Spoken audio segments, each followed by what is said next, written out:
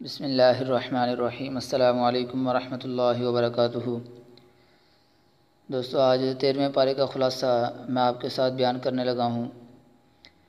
اللہ رب العزت سے دعا ہے کہ اللہ رب العزت جو کچھ اس میں بیان کیا جائے اس پر مجھے بھی اور آپ حضرات کو بھی عمل کرنے کی توفیق عطا فرمائے اور دوسروں تک پہنچانے کی بھی توفیق عطا فرمائے۔ تو میرے دوستو، 13واں پارہ جو ہے اس پارے میں 3 حصے ہیں۔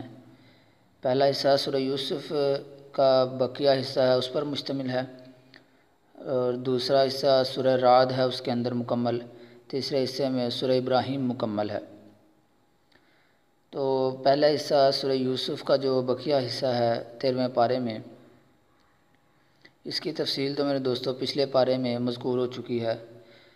تفصیل سے وہ جو ہے سورہ یوسف کا جو یوسف علیہ السلام کا قصہ ہے اس صورت میں، یہ تفصیل سے پچھلے پارے میں مذکور ہو چکا ہے۔ آگے سورہ رعد ہے، اس کے اندر میرے دوستو بنیادی طور پر 5 باتیں ہیں۔ نمبر 1، قرآن کی حقانیت کو بیان کیا گیا ہے۔ دوسرے نمبر پر توحید کے بارے میں ذکر ہے۔ تیسرے نمبر پر قیامت کا تذکرہ ہے۔ چوتھے نمبر پر رسالت کا ذکر ہے۔ 5ویں نمبر پر متقین کی 8 صفات اور اشقیاء کی جو بدبخت ہیں ان کی 3 علامات بیان کی گئی ہیں۔ تو پہلا نمبر آ جاتا ہے قرآن کی حقانیت کا۔ تو میرے دوستو، یہ نقطہ قابل غور ہے کہ جن صورتوں کا آغاز حروف مقطعات سے ہوتا ہے، ان کی ابتدا میں عام طور پر قرآن کا ذکر ہوتا ہے۔ ان مخالفین کو چیلنج کرنے کے لیے جو قرآن کریم کو معاذ اللہ انسانی کاوش قرار دیتے ہیں، تو اس وجہ سے اللہ رب العزت نے بعض ایسی صورتیں ہیں جن کا آغاز جو ہے وہ حروف مقطعات سے کیا ہے۔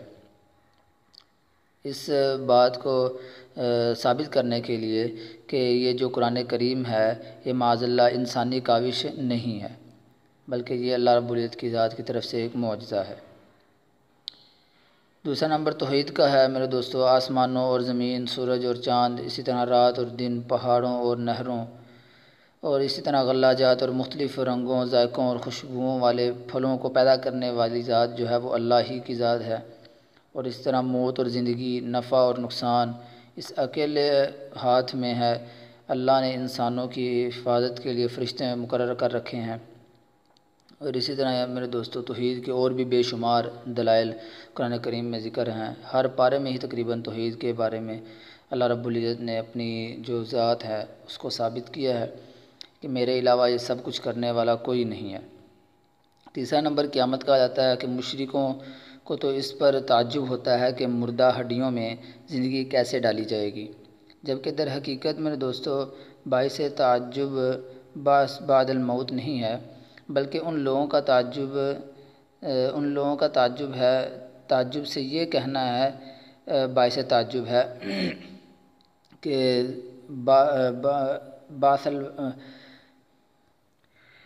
کہ مرنے کے بعد دوبارہ زندہ کیسے ہوں گے۔ ان کو تو یہ بات تعجب میں ڈالتی ہے، لیکن اللہ رب العزت کی ذات نے قرآن کریم میں واضح طور پر بیان کر دیا کہ مرنے کے بعد تمہیں دوبارہ اٹھنا ہوگا، چاہے تمہاری ہڈیاں ریزہ ریزہ ریت کی طرح کیوں ہو کر بکھر ہی کیوں نہ جائیں، اللہ رب العزت کی ذات تمہیں دوبارہ ضرور زندہ کرے گی۔ چوتھا نمبر رسالت کا آ جاتا ہے میرے دوستو۔ ہر قوم کے لیے کوئی نہ کوئی رہنما اور پیغمبر بھیجا جاتا ہے۔ تو اللہ رب العزت نے قرآن کریم میں بھی رسالت کے بارے میں ہر پارے میں تقریباً ذکر کیا ہے کہ ہر قوم کے لیے اللہ رب العزت نے کوئی نہ کوئی نبی بنا کر، رسول بنا کر بھیجا۔ 5ویں نمبر پر متقین کی 8 صفات ہیں اور اشقیاء کی 3 علامات بیان کی ہیں۔ متقین کی 8 صفات وفاداری ہے، صلہ رحمی ہے، خوف خدا ہے، خوف آخرت ہے، صبر ہے، نماز کی پابندی ہے، صدقہ ہے، برائی کا بدلہ اچھائی سے، یہ ساری چیزیں متقین کے اندر پائی جاتی ہیں۔ اور اشقیاء کی 3 علامات، وعدہ خلافی کرتے ہیں، قطع رحمی کرتے ہیں، فساد فی الارض یعنی زمین میں فساد مچاتے ہیں۔ تو یہ متقین کی 8 صفات بیان کی اور اشقیاء کی 3 علامات بیان کی۔ اس کے بعد میرے دوستو سورہ ابراہیم ہے، اس کے اندر بھی 5 باتیں بیان کی گئی ہیں۔ توحید ہے، رسالت ہے، قیامت ہے، اور چند اہم باتیں ذکر کی گئی ہیں، اور 6 دعائیں بھی ذکر کی گئی ہیں آخر پہ۔ توحید کا تذکرہ اسی طرح جیسے پچھلی صورت میں بھی ہو گیا، تمام آسمانوں اور زمینوں کو اللہ نے ہی بنایا ہے، اسی نے آسمان سے پانی اتارا، پھر انسانوں کے لیے زمین سے قسم قسم کے پھل نکالے اور پانی کی سواریوں اور نہروں کو انسانوں کے تابع کر دیا۔ اس طرح سورج، چاند، ستارے، دن رات، یہ سب کچھ اللہ ہی کی پیداوار ہیں۔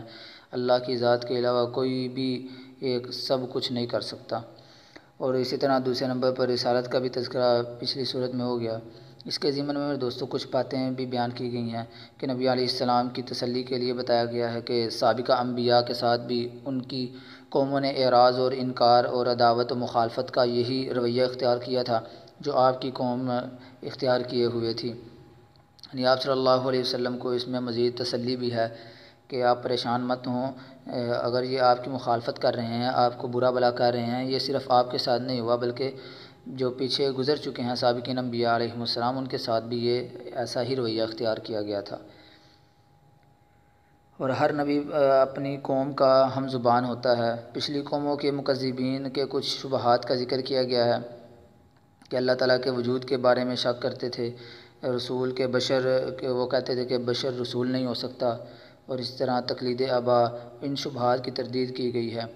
تو رسالت کا تذکرہ کر کے اس کے اندر یہ جو 3-4 شبہات بیان کیے گئے ہیں ان کا رد کیا گیا ہے، کہ وہ جو مشرکین تھے اللہ کے وجود کے بارے میں شک کرتے تھے، اور اس کا جواب دیا گیا ہے۔ اس طرح رسول جو ہے وہ بشر نہیں ہو سکتا، اس کا جواب دیا گیا ہے۔ اور اسی طرح وہ اپنے آباء و اجداد کی تقلید کرتے تھے، تو اس کے بارے میں کچھ بیان کیا گیا ہے کہ اب تمہارے آباء و اجداد جیسے پتھروں کے آگے سجدہ ریز ہوتے تھے، کیا تم بھی انہی کی طرح انہی کی روش اختیار کرو گے؟ تو یہ جیسے تمہارے آباء و اجداد غلط راستے پر تھے، اسی طرح تم بھی غلط راستے پہ ہو، لیکن تم سمجھتے نہیں ہو۔ اور اسی طرح آگے میرے دوستوں قیامت کا تذکرہ ہے، کافروں کے لیے جہنم اور مومنین کے لیے جنت کا وعدہ ہے۔ تو یہ قیامت کا تذکرہ بھی پیچھے گزر چکا ہے۔ آگے چوتھے نمبر پر چند اہم باتیں بیان کی گئی ہیں، تقریباً 4 باتیں ہیں۔ شکر سے نعمت میں اضافہ ہوتا ہے اور ناشکروں کے لیے اللہ تعالیٰ کا سخت عذاب ہے۔ دوسرے نمبر پر کافروں کے اعمال کی مثال راکھ کی سی ہے کہ تیز ہوا آئے اور سب اڑا لے جائے۔ تیسرے نمبر پر حق اور ایمان کا کلمہ پاکیزہ درخت کی مانند ہے، اس کی جڑ جو ہے وہ بڑی مضبوط اور اس کا پھل بڑا شیریں ہوتا ہے، اور باطل اور ضلالت کا کلمہ ناپاک درخت کی مانند ہے، اس کے لیے قرار بھی نہیں ہوتا اور وہ ہوتا بھی ہے بے ثمر، یعنی بغیر پھل کے ہوتا ہے وہ درخت۔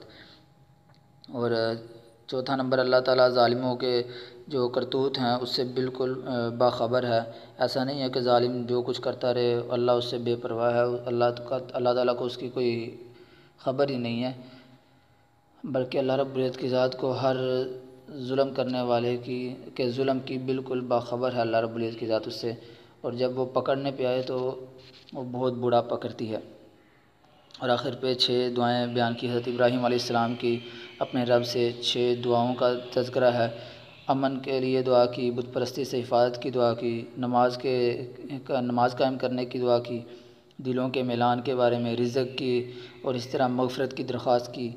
تو اس سے ہمیں بھی درس ملتا ہے کہ ہم بھی اپنی جو دعائیں ہیں ان کے اندر ان 6 دعاؤں کا بھی اہتمام کریں، اضافہ کریں۔